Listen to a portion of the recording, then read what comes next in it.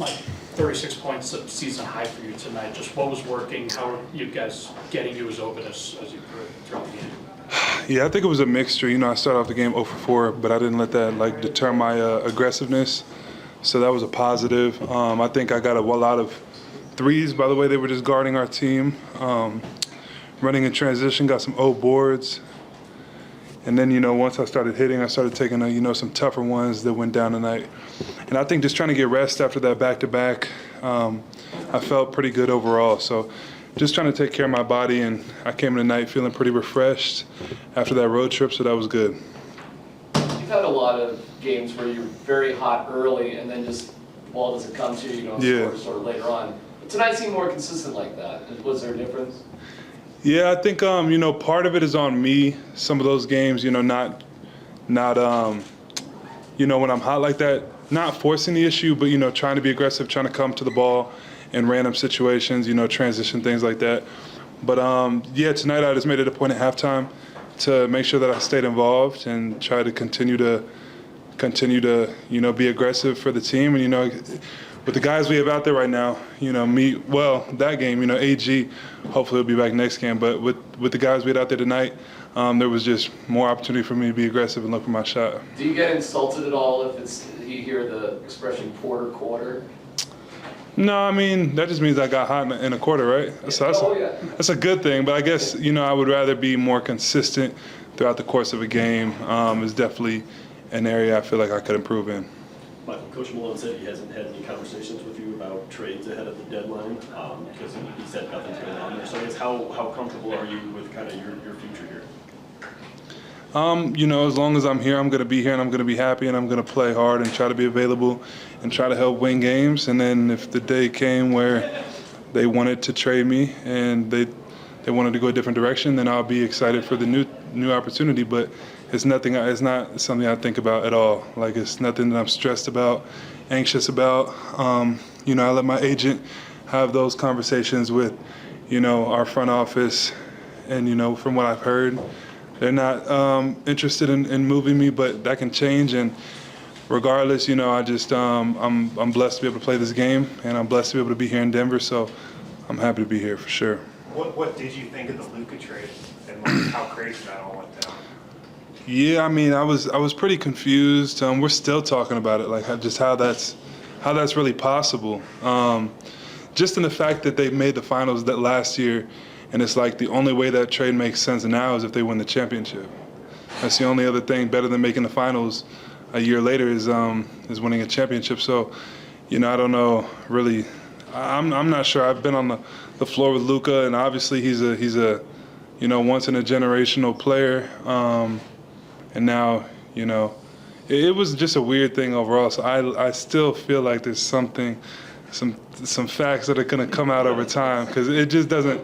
I can't really comprehend how that really makes sense, to be honest. It feels like there's something else there, doesn't it? To me, I'm not going to speak on it. That's the GMs of teams' jobs is to, look at how they can improve, and maybe they felt like they'd reached their ceiling with that group. But who knows? But yeah, it does seem a little strange. I think over the interview you had out there, you called Zeke the second hardest working player on the team. Just behind you. What did you think of his night overall? Just how happy are you for the opportunity that again? Honestly, over the course of this season, I would say I've just, because of my situation and my injury past, I've had to, work extremely hard. But Zeke this year may have taken the crown as the hardest working player on the team because regardless if he plays or not, every single game, whether it's home or away, he's probably on the court for 30, 40 minutes every day on the road. When we get into cities, he's going back and finding a gym at night. And it doesn't matter if he plays, it doesn't matter if he has a bad game. At the end of a game, garbage time, he's been consistent. And that was a conversation I had with him over the summer was, bro, it doesn't matter, you have to work hard, it'll pay off at some point, some way, whether it's here, whether it's somewhere else, whether it's hard work, you can't cheat the game. So I told him that, and ever since we kind of had those conversations, I feel like I've never seen him miss a day. And so to finally see it translate to the court, watch him play really good defense on Zion, and then, watch him knock down his first 2 threes of the season, watch him attack a closeout, get a dunk, and just be active all around. It was really good to see, and it's not by accident. He's been working hard, and I feel like he's a unique NBA player that has a role on any team. He just needs to be put in position. So I feel like I was really happy for him in the game he had. How do you find a gym at night on the road? He does it. Whether it's a high school or college, we have some guys on the staff now that are traveling, and their whole job is to do nighttime shooting. So they'll text out times for us if we want to go at night. And usually we're playing so many minutes that, like even me, I'm not really able to go a lot. I think Zeke is the main one every single night. He's going. I think Russ goes sometimes. I'll go sometimes. P-Wall will go sometimes, but Zeke's in there every single day. Is there a strange place that you've gone, an unusual? Nah, you would have to ask Zeke, because he's the one that's finding all these hole-in-the-wall gyms to get his work in. But like I said, I'm proud of him, and I think that he's going to continue to get better as time goes on. And he hasn't had consistent time on the court, yet in his career, where he's got to play through some mistakes. So I feel like whenever that opportunity comes for him, he'll be able to get comfortable quick and really make an impact. Did Christian say anything? The putback dunk in the first quarter. Do you think that was intentional off the glass to you? When have you seen CB pass in transition?